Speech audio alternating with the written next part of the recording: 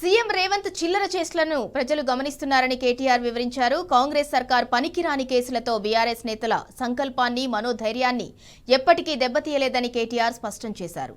రాష్ట్రంలో ఇందిరమ్మ రాజ్యం అమల్లో ఉందని రేవంత్ రెడ్డి గొప్పలు చెప్పుకుంటున్నారన్నారు. ఇందిరమ్మ రాజ్యం కాదు, ఇందిరమ్మ ఎమర్జెన్సీని తలపించేలా ప్రశ్నించే గొంతుకలపై అక్రమ కేసులు బనాయిస్తున్నారని విరుచుకుపడ్డారు. అణచివేత చర్యలతో ప్రజల ముందు సీఎం రేవంత్ అబాసుపాలవుతున్నారని కేటీఆర్ గుర్తు చేశారు. ఎన్నికలకు ముందు ఇచ్చిన హామీలు అమలు చేయటం మాత్రం చేతకావటం లేదని మండిపడ్డారు. హామీల అమలు గురించి జనం ఎక్కడ నిలదీస్తారనే భయంతో దృష్టి మరల్చేందుకు తప్పుడు కేసులు పెట్టి పైశాచిక ఆనందం పొందుతున్నారని వివరించారు.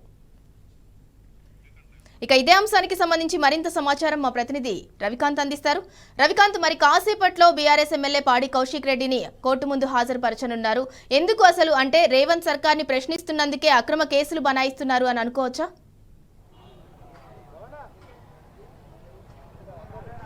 సింధురా, ఇది పాడి కౌశిక్ రెడ్డి హుజూరాబాద్ ఎమ్మెల్యే మీద పెట్టినటువంటి మొదటి కేసు కాదు. వరుసగా కేసులు నమోదు చేస్తూ ఉన్నారు. ఎక్కడ పాడి కౌశిక్ రెడ్డి అంటే ప్రభుత్వాన్ని ప్రశ్నించే విధంగా మాట్లాడడం, కాంగ్రెస్ ప్రభుత్వం అధికారంలోకి వచ్చిన తర్వాత ప్రశ్నించడం జరుగుతూ ఉంది. ప్రధానంగా 6 గ్యారంటీలు, 420 హామీలు ఇచ్చిన క్రమంలో ప్రతి విషయంలోనూ అడుగడుగున నిలదీయడము, ప్రభుత్వాన్ని ప్రశ్నించడము, ప్రజల్లో ఒక చైతన్యాన్ని తీసుకురావడానికి తన వంతు కృషి చేస్తున్న సందర్భం అయితే మనం స్పష్టంగా చూస్తూ ఉన్నాము. ఇదే క్రమంలో ఎక్కడికక్కడ అంటే అక్రమంగా కేసులు నమోదు చేస్తున్న సందర్భం, ఎమ్మెల్యేగా కొనసాగుతున్నాడు, చట్టసభల్లో భాగంగా ఉన్నాడు. అంటే ముందుగా అయితే అసెంబ్లీకి సంబంధించినటువంటి కార్యదర్శి, అదేవిధంగా స్పీకర్, ఇలా ఒక ప్రొసీజర్ ప్రకారం, ఒక ప్రొఫార్మా ప్రకారం జరగాల్సినటువంటి అంశాన్ని ఒక కక్షపూరితంగా ఇవాళ శంషాబాద్ ఎయిర్పోర్ట్లో అర్ధరాత్రి తర్వాత అరెస్ట్ చేయడం అనే అంశం తెర మీదకి వస్తాం. మనం ప్రధానంగా ఈ కేసుకు సంబంధించి, ఈ కేసు నమోదైంది కూడా ఏప్రిల్ 21వ తేదీన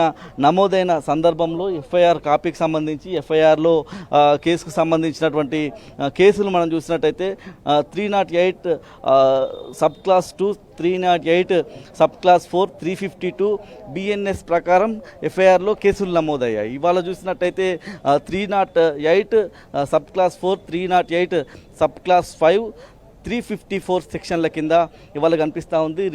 రిమాండ్ సంబంధించినటువంటి రిపోర్ట్ అయితే తయారవుతున్న సందర్భం అయితే మనకు స్పష్టంగా కనిపిస్తూ ఉంది. ఇందులో ఉన్నటువంటి 308 సబ్ క్లాస్ 5 నాన్ బెయిలబుల్ కేసుగా ఉన్న సందర్భం, ఖచ్చితంగా అరెస్ట్ చేస్తారు, రిమాండ్కు తరలిస్తారు అన్నటువంటి అంశానికి సంబంధించి ఇది ఒక కక్షపూరితమైనటువంటి కేసుగా భావిస్తున్న సందర్భము. ఇప్పటికే సుబేదారి పోలీస్ స్టేషన్కు, ప్రస్తుతం అయితే సుబేదార్ పోలీస్ స్టేషన్లో పాడి కౌశిక్ రెడ్డి సతీమణి శాలిని రెడ్డి, అదేవిధంగా పాడి కౌశిక్ రెడ్డి సోదరుడు ప్రతీక్ రెడ్డి కాసేపటి క్రితమే లోపలికి వెళ్ళారు. వారితో పాటు మాజీ మంత్రి ఎర్రబెల్లి దయాకర్ రావు గారు కూడా లోపలే ఉన్న సందర్భం. ఇప్పటికే ఉదయం నుంచి పెద్ద సంఖ్యలో సిచ్యువేషన్ ఏ విధంగా ఉంది? పాడి కౌశిక్ రెడ్డి అరెస్ట్ ను నిరసిస్తూ బీఆర్ఎస్ నేతలు, కార్యకర్తలు అయితే ఉదయం నుంచి కూడా అక్కడ ఆందోళన చేస్తున్నారు.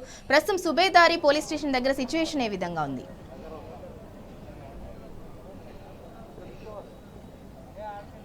ప్రజెంట్ సుబేదార్ పోలీస్ స్టేషన్ దగ్గర భారీగా బందోబస్తు అయితే కనిపిస్తూ ఉంది. దాంతోపాటు పోలీస్ స్టేషన్ దగ్గర ఏదైతే పాడి కౌశిక్ రెడ్డిని అరెస్ట్ చేసి తీసుకువెళ్ళడానికి ఏర్పాటు చేయాల్సినటువంటి వాహనాలను ఇక్కడ ఏర్పాటు చేసి ఉంచిన సందర్భం కనిపిస్తూ ఉంది. ప్రధానంగా ఈ కేసుకు సంబంధించి గతంలో 3 సెక్షన్ల కింద కేసులు నమోదు చేశారు. ఇవాళ చూసినట్టయితే అందులో 2 సెక్షన్లు లేవు, కొత్తగా 2 సెక్షన్లు చేర్చాలన్నటువంటి అంశంలో ఈ అంశం మీదే మాట్లాడడానికి కాసేపటి క్రితమే సిపి గారి అపాయింట్మెంట్ తీసుకున్నటువంటి ప్రభుత్వం మాజీ చీఫ్ విప్, అదేవిధంగా మాజీ ఎమ్మెల్యేలు చల్లా ధర్మారెడ్డి, ఇతర నాయకులంతా కలిసి సిపి ఆఫీస్ కంటే వరంగల్ కమిషనరేట్కు వెళ్ళి చర్చించడంలో భాగంగా వెళ్ళిన సందర్భం కనిపిస్తూ ఉంది. పూర్తిగా ఇవన్నీ కూడా అక్రమమైనటువంటి కేసులుగా చెప్తున్న సందర్భం మనం చూస్తూ ఉన్నాము. పూర్తి స్థాయిలో ఇవన్నీ అక్రమమైనటువంటి కేసులు.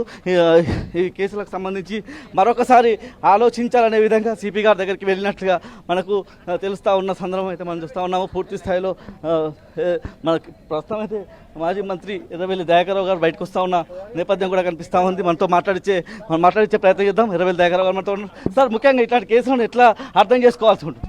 ఇది కావాలని పెట్టినట్టే. ఎవరైతే కాంగ్రెస్ పార్టీకి తప్పుడు వాళ్ళు పనులు చేస్తుంటే, ఎవరైతే లేబడుతున్నారో, వాస్తవాలను బయటికి తీస్తున్నారో వాళ్ళందరి మీద అక్రమ కేసులు పెడుతున్నారు. కేసీఆర్ మీద పెట్టాలని ప్రయత్నం చేస్తున్నారు, కేటీఆర్ గారి మీద పెట్టాలని ప్రయత్నం చేస్తున్నారు. హరీష్ రావు గారి మీద పెట్టాలని ప్రయత్నం చేస్తున్నారు. ఇట్లా ఎవరు యాక్టివ్ ఉంటే వాళ్ళను లోపల పెట్టాలి. ఫోన్ ట్యాపింగ్ అనో లేకపోతే ఏదో ప్రాజెక్ట్ అనో ఏదన్నా వంకతోటి కేసులు పెట్టి ఇబ్బంది పెట్టాలని ప్రయత్నం చేస్తున్నారు. అయినా ఎదుర్కొంటాం. ఈ లోకల్ బాడీ ఎన్నికలు వచ్చినాయి కాబట్టి ఇంకా ఎక్కువ మందిని ఇరికిచ్చే ప్రయత్నం చేస్తాం. దేనికైనా మేము సిద్ధంగా ఉన్నాం. సార్, ఈ కేసు 21వ తేదీ ఏప్రిల్లోనే నమోదైంది. అప్పుడు 308 సబ్ క్లాస్ 5 లేదు, అది నాన్ బెయిలబుల్ కేసు. ఇవాళ రిమాండ్ చేసే సమయంలో ఆ కేసు బయటకు వచ్చింది. అప్పుడే ఎఫ్ఐఆర్లో లేదు ఆ కేసు. కావాలని పెట్టారు.